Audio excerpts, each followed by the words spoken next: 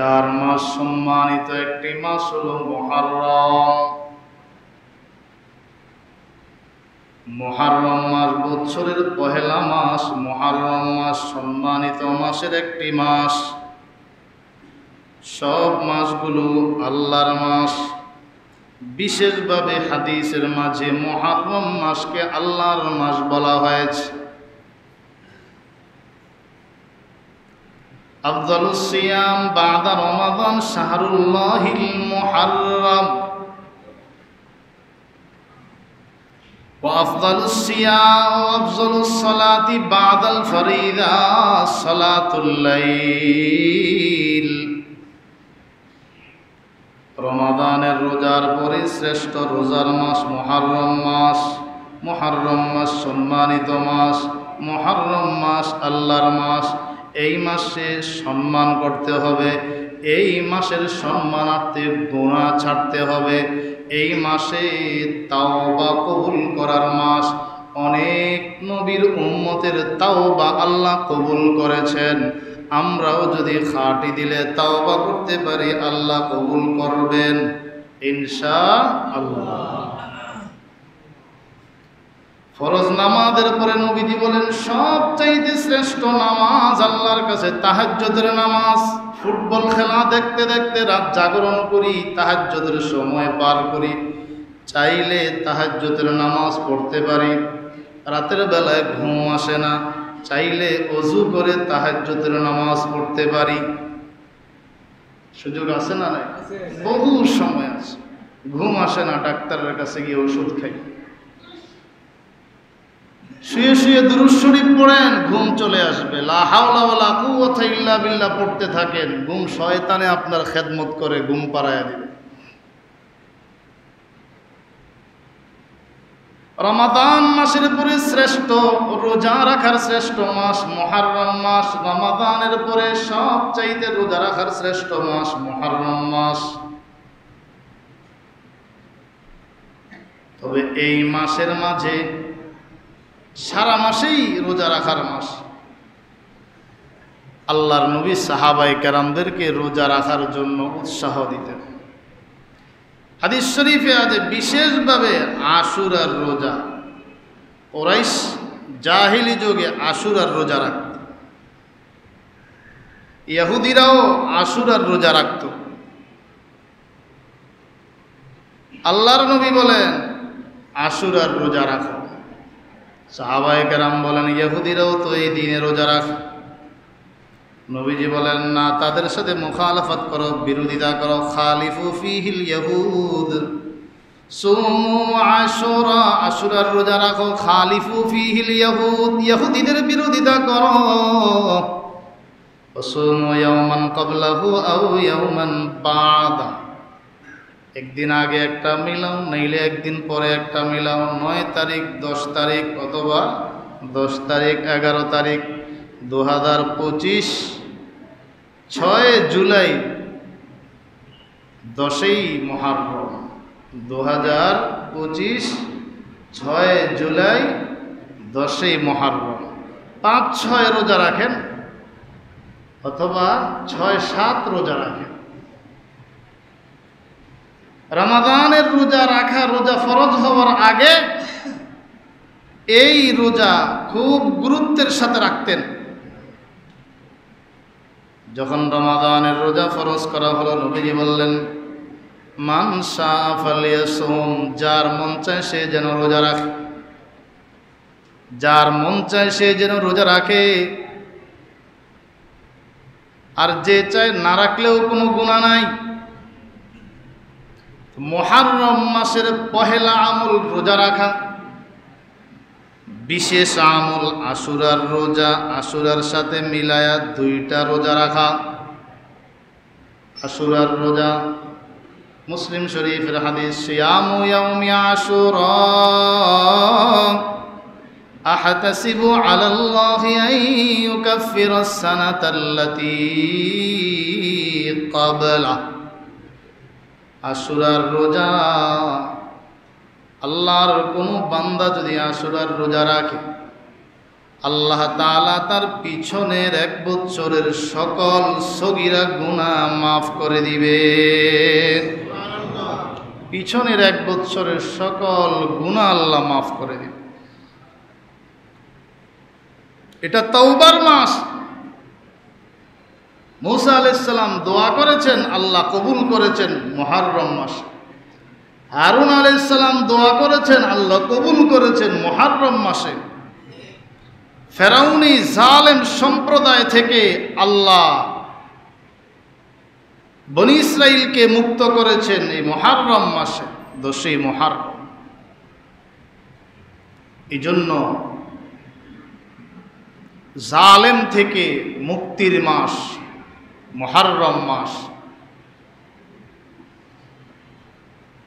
বেঈমান নাফরমানের পতনের মাস মুহররম মাস।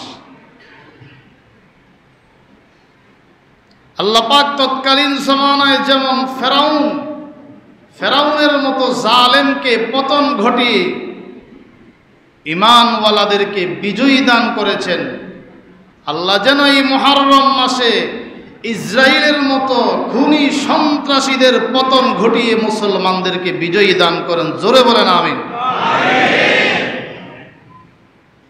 আল্লাহ চাইলে সবই পারেন, উসিলাও লাগেন। বিজয়ী মুসলমানদের, দুনিয়া শুরু মুসলমানদের দ্বারায়, মানব সৃষ্টির শুরু ঈমানওয়ালাদের মাধ্যমে, শেষ হবে ঈমানওয়ালাদের দ্বারা। কিয়ামতের আগে ইহুদি খ্রিস্টান বেঈমানদের পতন হবে, পরে আল্লাহ তাআলা পরিশেষে সব ঈমানওয়ালাদেরকে বিজয়ী দান করে তাদেরকে যখন মৃত্যু দিয়ে দিবেন, কিছু খারাপ মানুষ থাকবে, ওদের উপরে কিয়ামত কায়েম। আল্লাহ আল্লাহ বলার মতো যদি কোনো মানুষ দুনিয়ায় থাকে, যতক্ষণ থাকবে ঈমানওয়ালা, আল্লাহর আশিক, আল্লাহর পাগল, আল্লাহ আল্লাহ বলার মতো কেউ যতক্ষণ থাকবে, কিয়ামত কায়েম হবে না। আসমান ঈমানওয়ালাদের জন্য, জমিন ঈমানওয়ালাদের জন্য, সূর্য আলো দেয় ঈমানওয়ালাদের জন্য, চন্দ্র আলো প্রদান করে ঈমানওয়ালাদের জন্য, আকাশের নক্ষত্রগুলো উদিত হয় ঈমানওয়ালাদের জন্য, জমিনের বরকত ঈমানওয়ালাদের জন্য, আসমানের বরকত ঈমানওয়ালাদের জন্য, গাছপালা তরুলতা সব কিছু ঈমানওয়ালাদের জন্যই। লাআমলান্না জাহান্নামা মিনাল জিন্নাতি ওয়ান নাসি আজমাইন। একদল নাফরমান জিন, নাফরমান মানুষগুলো দ্বারা আল্লাহ জাহান্নামকে পরিপূর্ণ করবেন। আর ঈমানওয়ালাদেরকে আল্লাহ তাআলা সতর্ক করে বলেন, গুনাহ হয়ে গেছে বান্দা, তওবা করে নাও। দিলটা নাপাক হয়ে গিয়েছে, পরিষ্কার করে নাও। কেমনে পরিষ্কার করবা? পরিষ্কার অন্তর নিয়ে কবরে ঢুকো, পরিষ্কার অন্তর নিয়ে মালাকুল মউতের সাথে সাক্ষাৎ করো, কিয়ামতের ময়দানে হাজিরা দিবা পরিষ্কার অন্তর নিয়ে। কিভাবে পরিষ্কার করবা? বিত্তাওবা, তাওবার মাধ্যমে। ইয়া আইয়ুহাল্লাযীনা আমানু তুবু ইলাল্লাহি তাওবাতান নাসুহা। মুহররম মাসের গুরুত্বপূর্ণ শিক্ষা হলো তাওবা। বান্দা গুনাহ হয়েছে, তাওবা করে নাও। তোমার সন্তান তোমার জন্য উপকারী হবে যদি সে তাওবা করে নেয়। তোমার বিবি তোমার জন্য উপকারী হবে যদি সে তাওবা করে নেয়। তোমার আত্মীয় স্বজন তোমার জন্য উপকারী হবে যদি তারা তাওবাকারী হয়। তুমিও পরকালে মুক্তি পাইবা যদি তাওবা নিয়ে মরতে পারো। বহু গুনাহ করেছে, গুনাহ করতে করতে কলবে মরিচা ফেলে দিয়েছে। শেষ নবীর উম্মত, আল্লাহ দয়ার সাগর, বান্দা চোখের পানি ফেলে গুনাহ করে, আল্লাহ ওই বান্দাকে এমন নিষ্পাপ বানায়া দেয় যেমন তার জিন্দেগিতে কোনো গুনাহই নাই।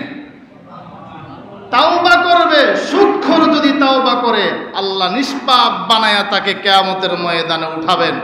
ঘুষখোর যদি তাওবা করে, আল্লাহ নিষ্পাপ বানায়া তাকে উঠাবেন। জেনাকার যদি তাওবা করে, আল্লাহ তাকে নিষ্পাপ বানায়া দিবেন। চোর, ডাকাত, গুন্ডা যদি তাওবা করে, আল্লাহ তাকে নিষ্পাপ বানায় দিবেন যদি তাওবার মতো তাওবা হয়।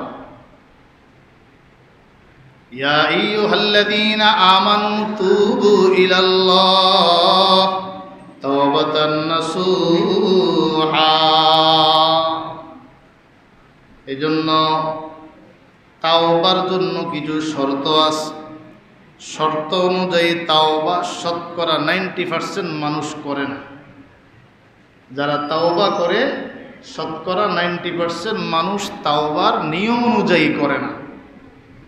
গুনাহ করছে, তাওবা করে আল্লাহ মাফ করে দিয়ে মসজিদ থেকে বের হয়ে আবার গুনাহ করে। গুনাহ ছাড়ার কোনো মন মানসিকতা নাই। অথচ তাওবার শর্ত হলো আল্লাহ আপনার তাওবার মুহতাজ নন। আপনার মতো কোটি মানুষও যদি বেতাওবা মারা যায়, বেলা তাওবা যদি মারা যায়, আল্লাহর কিছু আসে যায় না। কথা ঠিক না বেঠিক? আল্লাহ আপনার তাওবার মুহতাজ না, বা তাওবার মাধ্যমে আমরা আল্লাহর কাছে ক্ষমার মুহতাজ। এই জন্য তাওবা করতে হলে 1 নাম্বার গুনাহ ছেড়ে দিতে হবে, 2 নাম্বার কৃত গুনাহের উপরে অনুতপ্ত হতে হবে, 3 নাম্বার ভবিষ্যতে গুনাহ করব না এর উপরে পাক্কা ওয়াদা করতে হবে। 4 নাম্বার যদি বান্দার হকের সাথে সংশ্লিষ্ট হয়, বান্দার হক বান্দাকে দিতে হবে।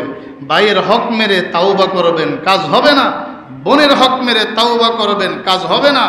বাবা মার হক নষ্ট করে তাওবা করবেন, মানুষকে গালি দিয়ে অন্তরে আঘাত দিয়ে আপনি তাওবা করবেন, ওর কাছ থেকে আপনি ক্ষমা চাবেন না, মাফ হবে না।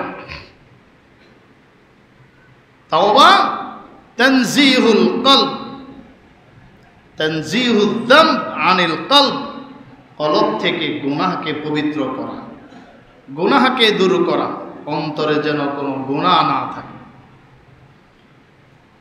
যখন বান্দা গুনাহ করে তার যে অঙ্গ দ্বারাই গুনাহ করলো, অঙ্গ থেকে দুর্গন্ধ ছড়ায়। মালাকুল মউত যখন তার জানটা কবজ করার জন্য আসবে, তখন তার দেহের অঙ্গগুলো শুকবে, শুকে দেখবে সুঘ্রাণ বের হয় না, দুর্গন্ধ বের হয়। যেমন কর্ম তেমন ফল। গুনাহের কারণে দুর্গন্ধ বের হয়। হাতে গুনাহ করলে ওখান থেকে দুর্গন্ধ বের হয়। দুনিয়ার মানুষের কাছে যদি আল্লাহ এটা প্রকাশ করে দিতেন, মজলিসে আর বসার কোনো সুযোগ থাকতো না। সবাই আপনাকে আমাকে ঘৃণা করত। কিন্তু যাদের অন্তর চক্ষু আছে তারা দেখেন ওই বান্দার কি গুনাহ আল্লাহ মাঝে মাঝে তাদেরকে দেখায়া দেন। মাঝে মাঝে কাশফওয়ালা কিছু মানুষ আছে, আল্লাহ তাদেরকে দেখায়া দেন। শাহ আব্দুল আজিজ মুহাদ্দিস দেহলভী রহমতুল্লাহ আলাইহি, কোনো আলেম তার নাম শোনে না, সে আলেমই না। দুনিয়ার কোনো মুহাদ্দিস, শুধু বাংলাদেশের নয়, গোটা দুনিয়ার কোনো মুহাদ্দিস তার নাম বাদ দিয়ে মুহাদ্দিস হতে পারবে না। শাহ ওলিউল্লাহ মুহাদ্দিস দেহলভী রহমতুল্লাহ আলাইহির সন্তান, জামানার জবরদস্ত একজন আলেম মুহাদ্দিস ছিলেন। যেমন বাবা তেমন সন্তান, তারও হাজার হাজার ছাত্র মুহাদ্দিস। শাহ ওলিউল্লাহ শাহ আব্দুল আজিজ মুহাদ্দিস দেহলভী রহমতুল্লাহ আলাইহি, তার একটা মাদ্রাসা ছিল। ওই মাদ্রাসার কাছেই তার বাড়ি। বাড়ির কাছে একটা মসজিদ বানাইছেন। দিনরাত 24 ঘন্টা মেহনত দিনই ব্যস্ততার মাঝে থাকেন। তো মাঝে মাঝে বড় জামে মসজিদে আসার সুযোগ হয় না, ওই মসজিদেই নিয়মিত নামাজ আদায় করতেন। সপ্তাহে একদিন বের হতেন, জামে মসজিদে গিয়ে নামাজ আদায় করবে, জুমার নামাজ আদায় করবেন, জুমার নামাজ পড়াবেন। তার ভক্তবৃন্দ মুরিদান সবগুলো সিরিয়াল ভাবে 2 পাশ থেকে দাঁড়ায় থাকে এক নজর দেখার জন্য। চেহারাটা যেমন সুন্দর, ওই চেহারা থেকে নূর ঝলমল করতে থাকে, নূর দেখা যায়। সবাই এক নজর দেখার জন্য 2 পাশে কাতার সারিবদ্ধভাবে দাঁড়িয়ে থাকতেন। মানুষ শুধু এক নজর দেখবে। কিন্তু হঠাৎ করে তিনি করলেন, এখন আর স্বাভাবিকভাবে যান না। যখন বাজার অতিক্রম করেন, মাথার উপরে ওড়না, মাথার উপরে রুমাল টেনে দেন, রুমাল। এখন মানুষ আর দেখে না। তার খাদেম ছিল, মানুষ আফসোস করে বলে হুজুরকে বলেন এক সপ্তাহ ওনাকে দেখার অপেক্ষায় থাকি, শুক্রবারে একটা দিন তার চেহারা একটু দেখতে চাই। একটু বাজারের মানুষগুলোর আবদার, আবেদন যে আমাদেরকে একটু দেখার সুযোগ করে দেন। উনি তো রুমাল দিয়ে চেহারাটা ঢেকে রাখেন। খাদেম সাহস করে একদিন বললেন, হুজুর আপনি যখন মসজিদে যান, আপনি যখন সাপ্তাহিক শুক্রবারে আপনি জামে মসজিদের উদ্দেশ্যে রওনা হন, আপনার মাথার উপর থেকে ওড়নাটা যদি, রুমালটা যদি আপনি সরায়া দিতেন, তাইলে মানুষ এক নজর দেখে তৃপ্তি পাইত, খুশি হইত। শাহ আব্দুল আদিদ মুহাদ্দিস দেহলভী রহমতুল্লাহ আলাইহি কথা শোনার পরে আজকে খাদেমের মাথার উপরে রুমালটা দিয়ে দিলেন, আমার রুমাল তুমি নাও। যখন তার মাথার উপরে রুমাল টেনে দিলেন, দেওয়া মাত্রই হঠাৎ করে বেহুশ হয়ে পড়ে যায়। বেশ কিছুক্ষণ পরে হুঁশে আসার পরে মানুষ তাকে জিজ্ঞেস করলো, কি ব্যাপার, বেহুশ হইলা কেন, অসুস্থ হয়ে পড়লা? বলে শাহ আব্দুল আদিদ মুহাদ্দিস দেহলভী যখন আমার মাথার উপরে রুমাল টেনে দিলেন, আমি দেখতে পাচ্ছি বাজারের মাঝে মানুষ তেমন দেখা যায় না, মুষ্টিময় কিছু মানুষ দেখা যায়, আর সবগুলো কুকুরের ছবি, শূকরের ছবি দেখা যায়। আল্লাহু আকবার বলেন। দিলের গুনাহ করতে করতে তাদের ছবি, শক্ল, সূরত পরিবর্তন হয়ে গিয়েছে। আল্লাহর ওলি অন্তর চক্ষু দিয়ে, কাশফ বলা ওলি ছিলেন, দেখতেন যে কুকুর দেখা যায়, শূকর দেখা যায়, মানুষ তো নাই, সামান্য কিছু মানুষ দেখা যায়। তো আল্লাহ যদি বান্দার গুনাহের দুর্গন্ধ ছড়ায় দিতেন, কোনো মজমার মাঝে মানুষ বসতে পারত না, কোথাও স্থান পাইত না। এই জন্য আল্লাহ বলেছেন, গুনাহ করে ফেলেছ শয়তানের ধোঁকায়, তাওবা করে নাও, তাওবা করে নাও। তোমার গুনাহ কত বড়, আল্লাহর রহমত থেকে তুমি নৈরাশ হয়েও না, আল্লাহর রহমত থেকে তুমি নৈরাশ হয়ে না। চোখের পানি ফেলো, আল্লাহর কাছে খাটি দিলে তাওবা করো। মুহররম পেয়েছো, গুনাহ ছাড়ো, তাওবা করো। আল্লাহ তোমার তাওবা কবুল করে তোমার দিলকে পাক সাফ করে দিবেন। আল্লাহ কবুল করেন, জোরে বলেন আমিন। গুনাহ তোমার কত বড়। হযরত ওমর ফারুক রাদিয়াল্লাহু তাআলা আনহু একদিন নবীজির দরবারে যাচ্ছেন। গুনাহ কত বড়, যত বড় গুনাহ বান্দা খাঁটি দিলে তাওবা করবে, তার তাওবাও আল্লাহর কাছে তত বেশি পছন্দের। ওমর ফারুক রাদিয়াল্লাহু তাআলা আনহু নবীজির দরবারে হেঁটে হেঁটে যাচ্ছেন। রাস্তার মাঝে দেখলেন একজন যুবক দাঁড়ায় দাঁড়ায় কাঁদতেছে, দাঁড়ায় দাঁড়ায় কান্না করতেছে। জিজ্ঞেস করলেন, যুবক তুমি কাঁদো কেন? আমি বড় গুনাহ করে ফেলেছি, এই জন্য কাঁদি। আমি জানি না আমার আল্লাহ তাওবা কবুল করবেন কিনা, তবে আপনি যদি নবীজির কাছে একটু আমার জন্য সুপারিশ করেন, আল্লাহর নবী যদি সুপারিশ করেন, আশা করি আল্লাহ আমাকে মাফ করবেন, তাওবা কবুল করবেন। আল্লাহর নবী যদি সুপারিশ করেন, আশা করি আমার তাওবা কবুল হবে। হযরত ওমর ফারুক নবীজির দরবারে ঢুকলেন, অবস্থা বর্ণনা করলেন। যুবক কান্না করতেছে, গুনাহ করে ফেলছে, তাওবা করতে চায়, আপনার সুপারিশ চায়। নবীজি বললেন, তাকে ডাকাও। হযরত ওমর রাদিয়াল্লাহু তাআলা আনহু যুবককে ডাকলেন। আল্লাহর নবী বললেন, কি গুনাহ করলাম? যুবক চোখের পানি ছেড়ে দিয়ে আরো বেশি বেশি কান্না করে, ইয়া রাসূলুল্লাহ আমি অনেক বড় গুনাহ করে ফেলেছি। আল্লাহর নবী জিজ্ঞেস করলেন, কত বড় গুনাহ করেছো? তোমার গুনাহ বড় নাকি আল্লাহর আরশ বড়? যুবক বলে, আমার গুনাহ আরো বড়। নবীজি বললেন, তোমার গুনাহ বড় নাকি আল্লাহর কুরসিটা বড়? যুবক বলে, আল্লাহর কুরসি থেকেও আমার গুনাহ বড়। নবীজি বললেন, তুমি কি শিরিক করেছ? না, আমি শিরিক করি নাই। তুমি কি কাউকে হত্যা করেছ? তাও আমি করি নাই। তবে কি গুনাহ তুমি করেছ?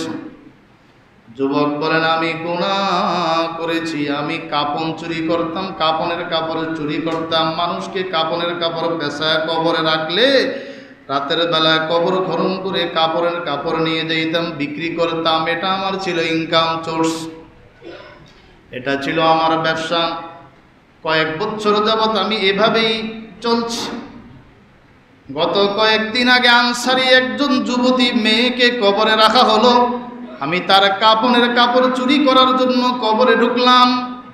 শয়তান আমার উপরে সওয়ার হয়ে গেল। আমি তার সঙ্গে খারাপ কর্মে লিপ্ত হলাম। ওঠার সময় মেয়েটার জবান থেকে একটা আওয়াজ বের হচ্ছে, তুমি মুর্দাদের মজমার মাঝে আমাকে উলঙ্গ করে দিলে। হে যুবক, তুমি আমাকে নাপাক বানায়া কিয়ামতের ময়দানে উঠতে বাধ্য করলে। এ কথা শোনার সঙ্গে সঙ্গে যুবক বলেন, ইয়া রাসূলুল্লাহ, আমার অন্তরে ভয় ঢুকে গিয়েছে, আমি ভীত সন্ত্রস্ত হয়ে পড়েছি। আমার এই গুনাহ আল্লাহ কি ক্ষমা করবেন কিনা আমি জানি না। নবীজি বলেন, এত বড় গুনাহ করলাম।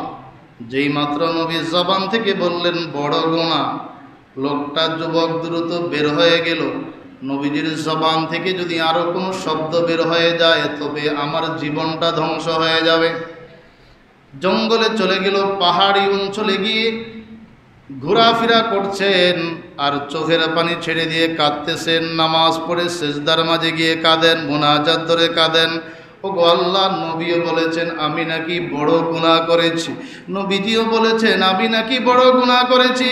या अल्लाह, मैं झुक रहा हूँ तेरे सामने, ऐ खुदा मेरा कोई नहीं है अल्लाह तेरे सिवा, मेरा कोई नहीं है अल्लाह तेरे सिवा। আয় আল্লাহ, তোমার কুদরতি কদমে সেজদা দিচ্ছি, আমি আপনি ছাড়া আমার আর কেহ নাই। নবীও বলেছেন আমি বড় গুনাহ করে ফেলেছি। এইভাবে কাঁদতে কাঁদতে 40 দিন অতিক্রম করার পরে আল্লাহ পাক রব্বুল আলামিন জিব্রাইলকে পাঠিয়ে দিয়েছেন। জিব্রাইলকে বলেছেন আমার নবীর কাছে যাও। নবীজির দরবারে জিব্রাইল আগমন করে বলেন, ইয়া রাসূলুল্লাহ, আল্লাহ জানতে চেয়েছেন মাখলুকগুলো সৃষ্টিকে আপনি করেছেন নাকি আল্লাহ? আল্লাহর নবী জবাব দিলেন আল্লাহই সৃষ্টি করেছেন। জিব্রাইল বলেন আল্লাহ জানতে চেয়েছেন সব মাখলুকগুলোর রিজিক দাতা আপনি না আল্লাহ? নবীজি বলেন সব মাখলুকগুলোর রিজিক দাতা আল্লাহ। জিব্রাইল বলেন আল্লাহ জানতে চেয়েছেন মানুষগুলোর ক্ষমাকারী কি আপনি না আল্লাহ? বলে আল্লাহই সব মানুষগুলোকে ক্ষমাকারী।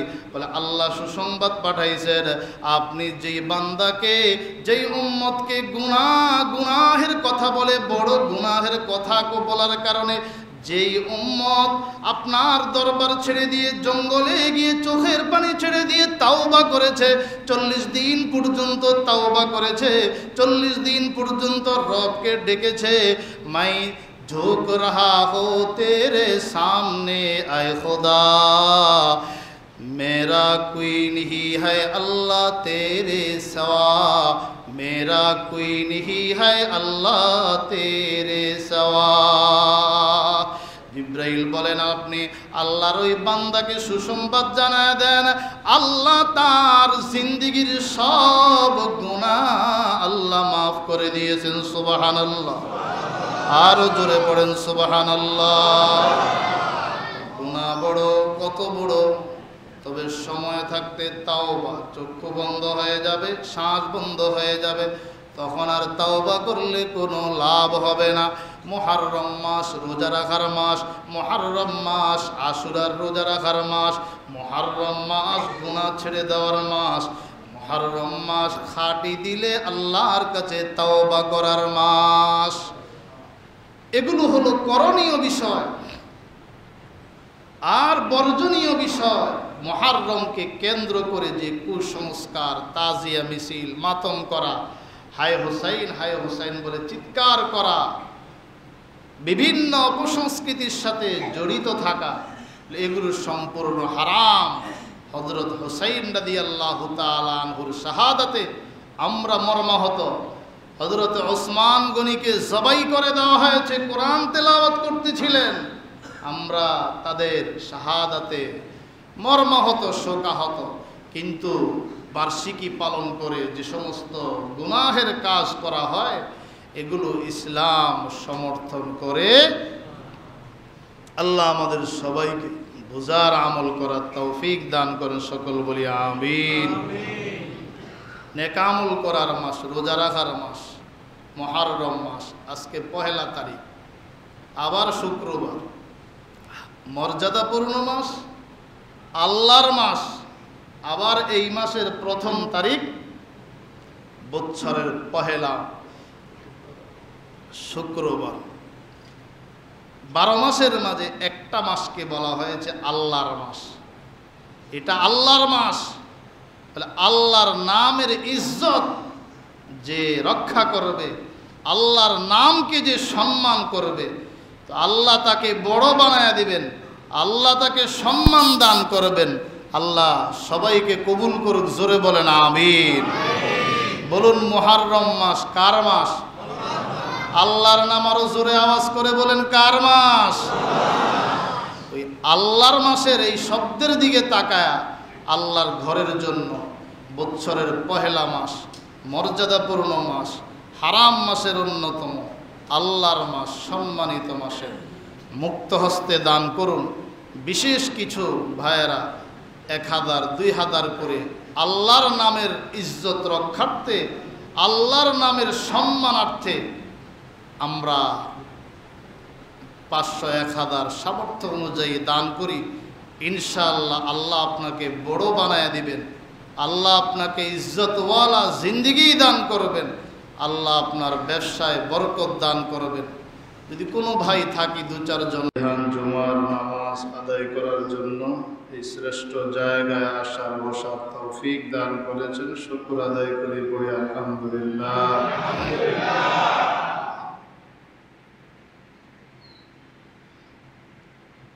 আরবি 1ম মাস মুহররম মাস শুরু। আজ 1 মুহররম 1447 হিজরির শুরু, 27শে জুন 2025 হিজরি সনের গুরুত্ব অনেক।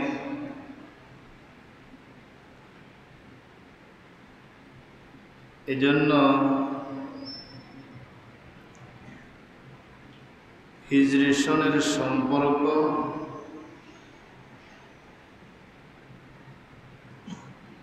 চাঁদের সাথে। কখনো মাস 29-এ হয়, কখনো 30-এ হয়। মুসলমানদের গুরুত্বপূর্ণ যে ইবাদত,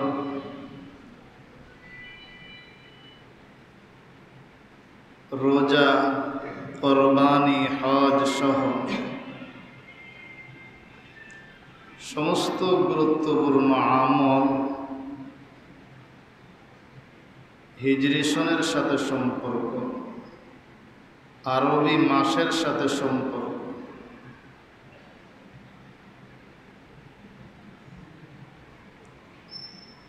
বিগত বৎসর শেষ হয়ে নতুন বৎসরে আমরা পদার্পণ করব। কি করণীয়, কি বর্জনীয়? একটা দোয়াও আছে। নতুন বৎসরের সূচনা যখন হয় দোয়াটি পড়া চাই। যে দোয়ার মাঝে আল্লাহ তাআলার কাছে চাওয়া যেন আগামী বৎসরটা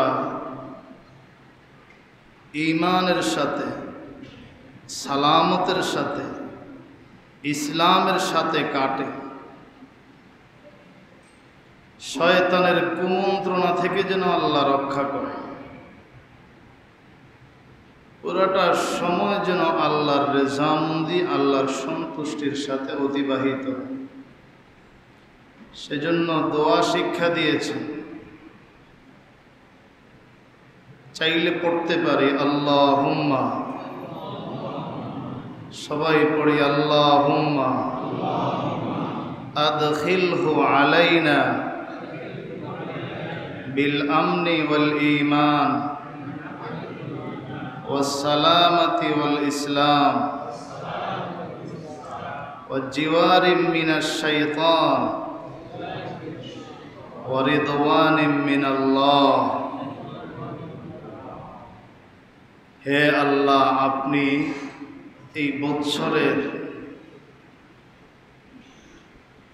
আমাদেরকে বৎসরে প্রবেশ করান, বৎসর শুরু করান ঈমানের সাথে, ইসলামের সাথে, শান্তির সাথে, এবং শয়তানের ধোঁকা থেকে যেন আমরা বাঁচতে পারি। আপনার একটা সিফাত আছে রহমান। রহমান আল্লাহ তাআলার সন্তুষ্টি নিয়ে যেন আমরা বৎসর শুরু করতে পারি। নারাজি অসন্তুষ্টির মতো কোনো কাজ যেন আমাদের দ্বারায় না ঘটে, সেজন্য আল্লাহ তাআলার কাছে এই দোয়া। দিল থেকে অর্থ বুঝে আবার একটু পড়ি, আল্লাহুম্মা আদখিলহু আলাইনা বিল আমনি ওয়াল ঈমান ওয়াস সালামাতি ওয়াল ইসলাম ওয়া জিওয়ারিম মিনাশ শাইতান ওয়া রিদওয়ানিম মিনাল্লাহ। এই দোয়ার মাধ্যমে আল্লাহ তাআলার কাছে সন্তুষ্টি চাইলাম, শয়তানের ধোঁকা থেকে যেন আল্লাহ আমাদেরকে আশ্রয় দেন, ফানাহ দেন, মুক্তি চাইলাম। আল্লাহ আমাদের সবাইকে কবুল করেন, সকলে বলি আমিন, আরো জোরে আমিন। হিজরি সনের সূচনা। আল্লাহর রসুল যখন মক্কা থেকে হিজরত করে মদিনায় গেলেন, নামাজ ফরজ হয়, রোজা ফরজ হয়, যাকাত ফরজ হয়, হজ ফরজ হয়। 13 বছর মার খেয়েছেন, প্রতিবাদ করেন নাই। হিজরতের মাধ্যমে প্রতিবাদ সূচনা হয়। এখন আর মার খাওয়া নয়, মার আসলে প্রতিবাদ করতে হবে, প্রতিরোধ গড়ে তুলতে হবে, ঠিক কিনা? হিজরতের সাথে জিহাদের সম্পর্ক। হিজরি সনের সূচনার মাধ্যমে আল্লাহর নবী যখন হিজরত করে মদিনায় আসলেন, কাফিরদের অত্যাচার অনিষ্টতার মোকাবেলায় জিহাদ করেছে। হিজরতের সাথে মুসলমানদের ইবাদতের সম্পর্ক, আমলের সম্পর্ক, ঈমানের সম্পর্ক, জিহাদের সম্পর্ক। নববর্ষ অন্যান্যগুলো ভুলে গেলে সমস্যা নেই, কিন্তু আরবি নববর্ষ বা আরবি দিন তারিখগুলো যদি ভুলে যায়, তবে কোরবানি, হজ, নামাজ, রোজা, শবে বরাত, শবে কদর পালন করা কঠিন হয়ে দাঁড়ায়। এজন্য এই হিজরি সনের হিজরি যে তারিখ, এটা আমাদের অনেকের অজানা, কিন্তু কওমি মাদ্রাসাগুলোর মাঝে সেগুলো নিয়মিত আমল হয়, চর্চা হয়, গুরুত্ব অপরিসীম। আমরা শুনেছি যে আল্লাহ তাআলার কাছে 4টি মাস সম্মানিত। কয়টি মাস? জোরে বলেন, কয় মাস?